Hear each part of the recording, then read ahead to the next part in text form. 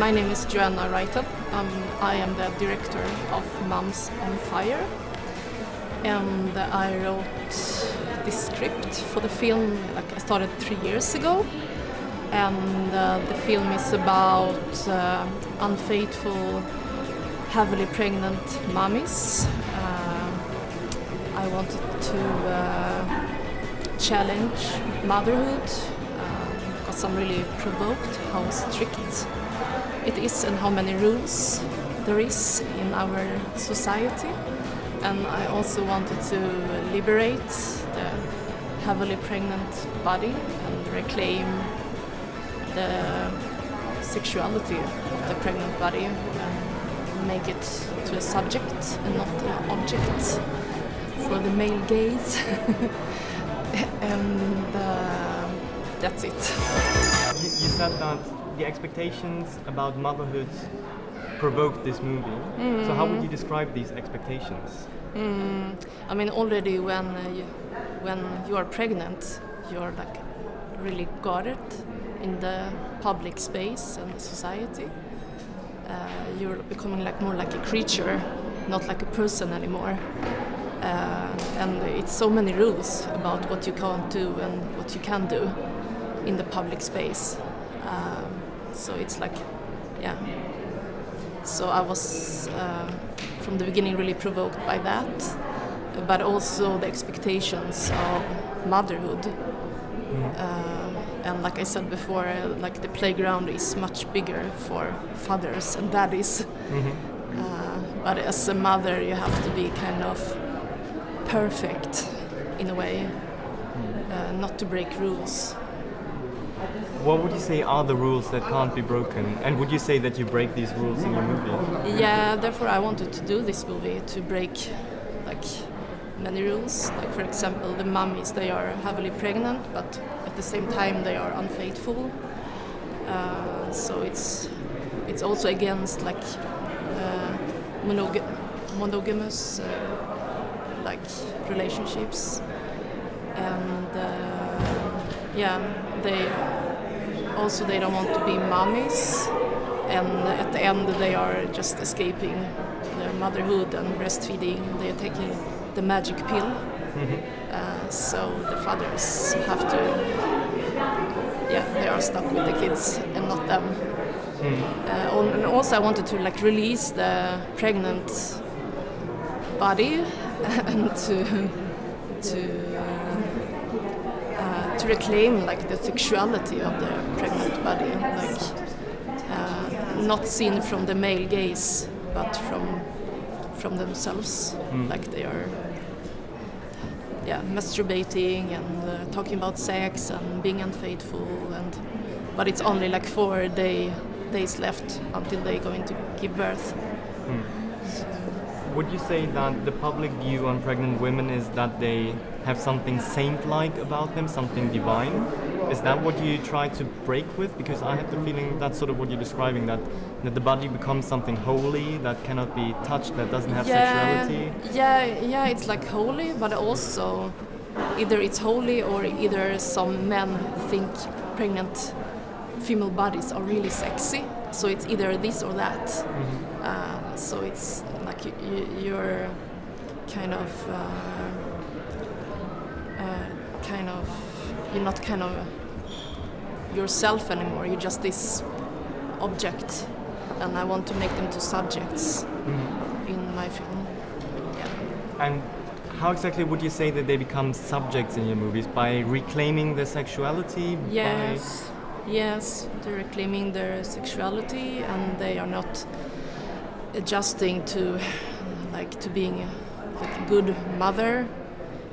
So they're breaking all the rules of how you should be as a mother or becoming a mother, and they already have like a kid each, and they are basically talking about that. Oh God, I don't want to be pregnant again, and it's so fucking boring. We can't get drunk now, and all the rules, so to speak. And breaking with monogamous relationships, would you also say that that is about breaking with the rules of society? Yeah, it is. Because, yeah, I mean, like if you are with, if you have a relationship and you are with other people, it's like you are unfaithful. But maybe in the future you can't be unfaithful anymore because the monogamous relationships doesn't exist anymore. Who knows? So. I have to say, when I watched the movie, now it sort of makes sense, but when I watched the movie I had the feeling that I didn't really like the characters, that they sort of broke with my expectations a lot. But I guess this is part of breaking with his holiness, with his saint-like expectations. Exactly. So would you say that your movie also has a political dimension? Yeah, it's very political, totally. It's like very political and feministic, because they don't give a shit about all the rules of the society that society puts on mummies. So yeah, and I think it's really important for me to present this kind of image of mothers, like imperfect motherhood and imperfect mummies, because usually in media and film and art, like often you have a presentation of like, yeah, perfect motherhood and being like holy mummy and all that things. Where did you get the inspiration from? From media, from personal experience as Yeah, well? personal experience, I guess. So yeah, I was like comparing myself to the father of my child, like what he could do, and for example, without even have to like even no, how do you say it? Yeah, whatever, forget it. Yeah, and personal experiences, and yeah. So often when I do art or film, I'm provoked by something. So in this case, I was provoked by this subject, like, and I wanted to release the pregnant body, and also break the expectation of being like a perfect mother in motherhood. And that is also something that you do in other art projects, isn't it? Like when Yeah, I've been working with it for quite a while, and I'm tired of it. There's one detail I have to ask about, the cat. Yes. Where did you get the inspiration for this cat from? So I have often been using like animals in my films and art, because I think it's interesting to see things from animal perspective or a child perspective. Like also in this film we see a lot of things from the child's perspective, and both animals and children, they don't have this already established norms, so you see it from a different point of view. And the cat is also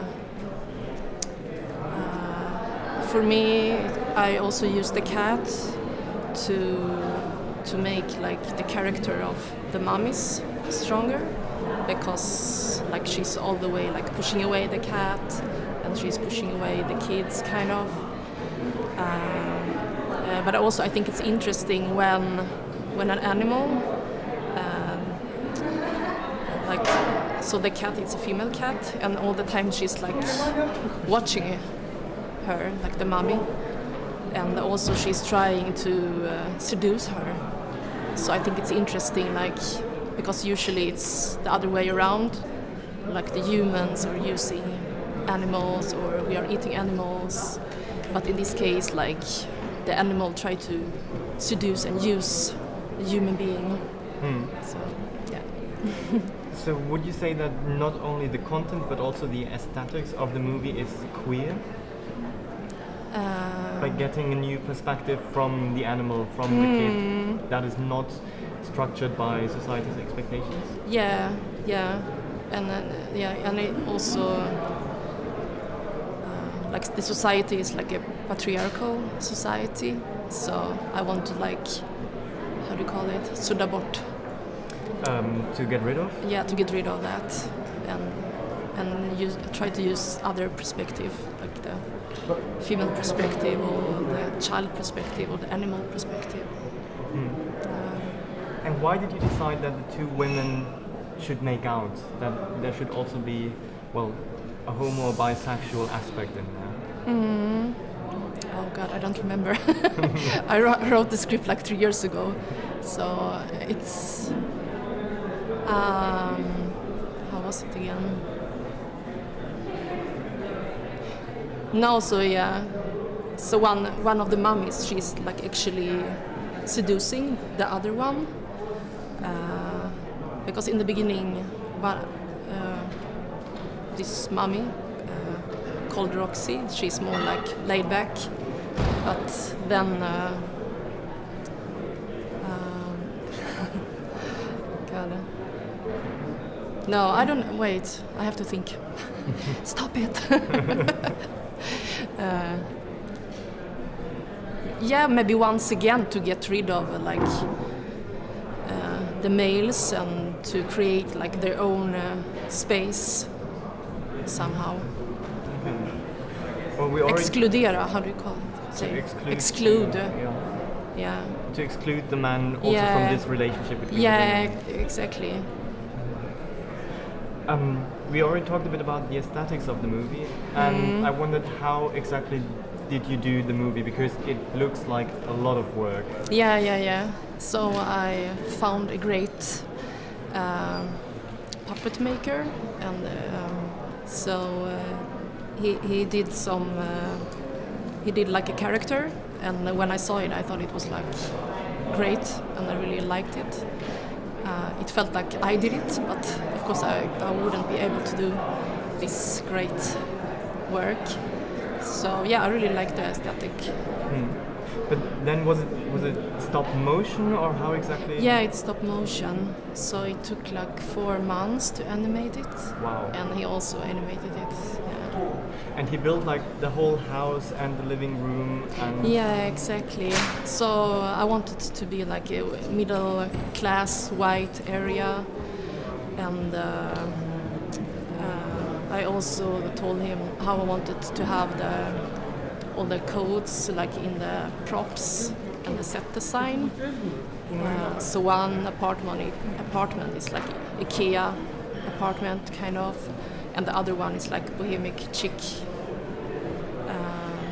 So yeah, for me it was also important with all the codes and how they dress, and yeah. Yeah, there are lots of details. Yeah, yeah, and the toys. But also he did. I wanted to give him like a lot of freedom. So also he did a lot like himself. So he could choose like patterns and colors and. Yeah. Okay. Did your movie already have a premiere in Sweden? Yes. How did the audience react to it? Oh, they thought it was really funny. They were laughing a lot, and I was a bit surprised because I could never imagine that it would be fun. As funny. So yeah, they really liked it, and I think people felt like.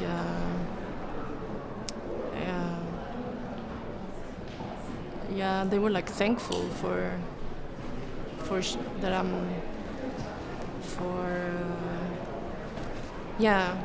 that I'm how do you say it, that I did this film, because it's really like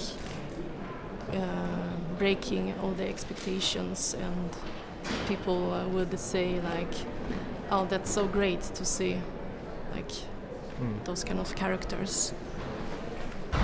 But it's interesting that you said that you didn't expect the audience to find it funny. No. What did you expect? I mean, I wanted. I mean, for me, it's like really political. Yeah. So I was expecting that people would say, "Oh God, this is like really great film, and it's really important." But I didn't expect them to laugh so much, I guess. Did you screen the movie in the festival here yet? No, Okay. it's on Tuesday. And do you expect, or do you think that the audience here will also find it funny, or do you think that here it might be a different situation and people find it very political? I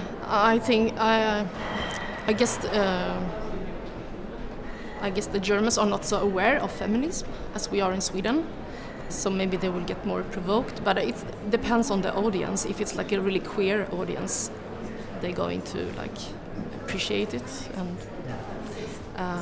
but maybe some people will get provoked. I don't know. What do you think? I don't know, but I was just thinking about my question because I said, do you think they're going to find it funny or political? But then I thought it could also be both at the same both. time. Exactly. Mm-hmm. Because also I use it as a strategy to like have this childish.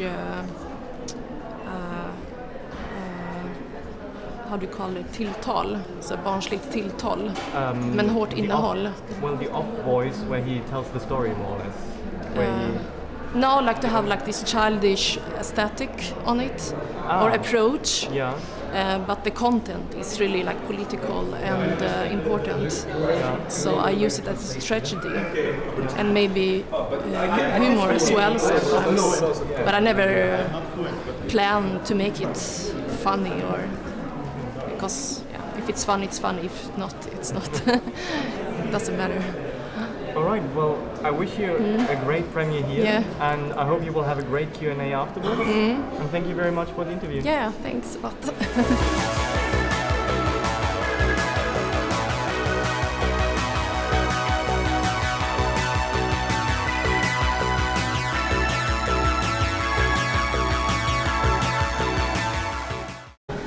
For the male gaze, and that's it. You said that the expectations about motherhood provoked this movie.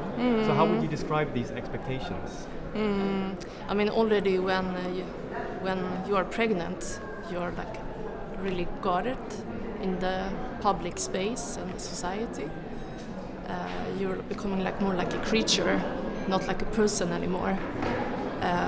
And it's so many rules about what you can't do and what you can do in the public space.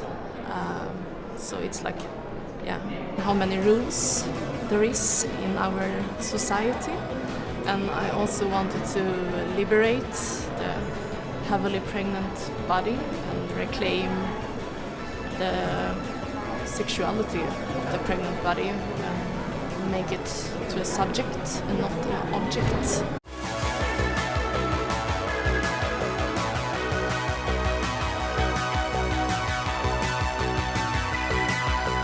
My name is Joanna Rytel.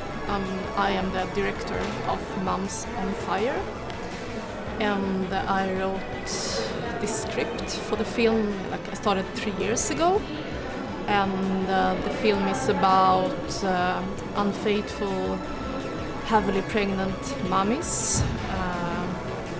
I wanted to challenge motherhood because I'm really provoked how strict it is.